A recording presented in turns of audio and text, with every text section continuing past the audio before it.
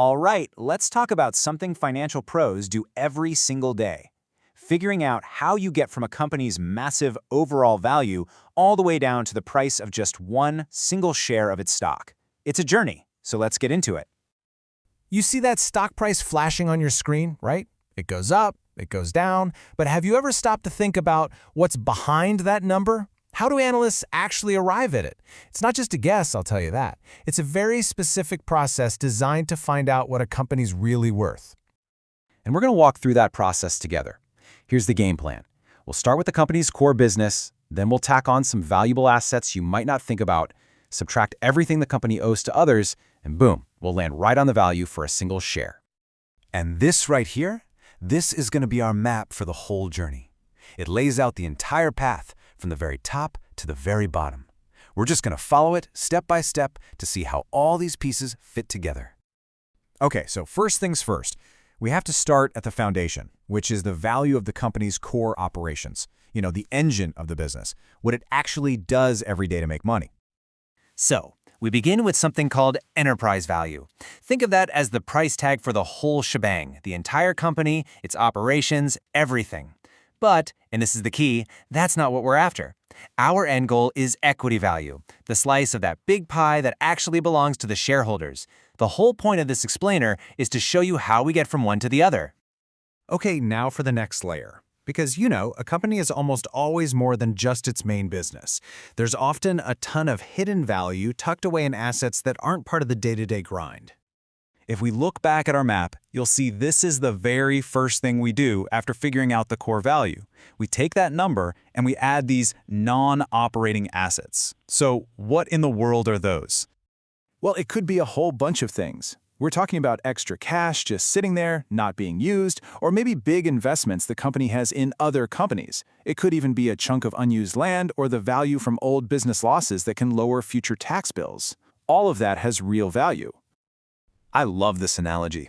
If the company's daily business is the house, then these non-operating assets are like stumbling upon a forgotten priceless painting up in the attic. It's not technically part of the living space, but it for sure makes the whole property worth a lot more. And let's look at a real-world example to lock this in. Coca-Cola, for instance, owns a huge chunk of Monster beverage. Now, Coke isn't running Monster's business day-to-day, right? So that investment isn't part of Coke's core operations. To get Coke's true value, you have to figure out what that Monster stake is worth and add it on top. So we've built up this big pile of value. We have the core business plus all the extras. Now comes the really tricky part. We have to figure out who gets a piece of that pile. Because I'll let you in on a secret. Shareholders are dead last in line. Back to our map, and you can see this huge block of stuff we have to subtract. These are all called non-equity claims. They're basically a long list of IOUs that the company has to pay off before the common shareholders see a single dime. And that list of IOUs can be pretty long. You've got the obvious stuff like bank loans and corporate bonds, but then there's more complex things like promises to pay pensions, stock options for employees, and these really interesting things called hybrid securities that are part debt, part stock. Let's dig into one of the most complex of these, convertible securities. Just imagine you lend a company money, but instead of just getting your money back with interest, you also get a golden ticket. This ticket gives you the right to swap your loan for a chunk of the company's stock later on. It's this mix of debts and potential stock ownership that makes them so tough to value properly. To really get our heads around this, theory just isn't going to cut it. We need a real company. So let's take a look at the fintech company Square, which has used these convertible bonds a lot to raise money. And wow, does this show you just how complicated it can get. This chart shows 4 totally different ways to value the exact same bonds. And look at the numbers. They're all different. That's because some methods are simple accounting rules, while others are trying to calculate the true value of that golden ticket, the option to convert to stock. There's no single easy answer. And get this. Using one of the more advanced models, analysts figured out that hidden inside just one of Square's bonds was an option value of nearly $337 million. That's how much the right to convert to stock was worth all on its own. If you miss that, your entire valuation is going to be way, way off. All right, deep breath. We've added the hidden assets, we've subtracted all the debts and claims, we have finally crossed the bridge. We are now looking at the total value that belongs exclusively to the shareholders. Now for the easy part. It honestly just comes down to simple division.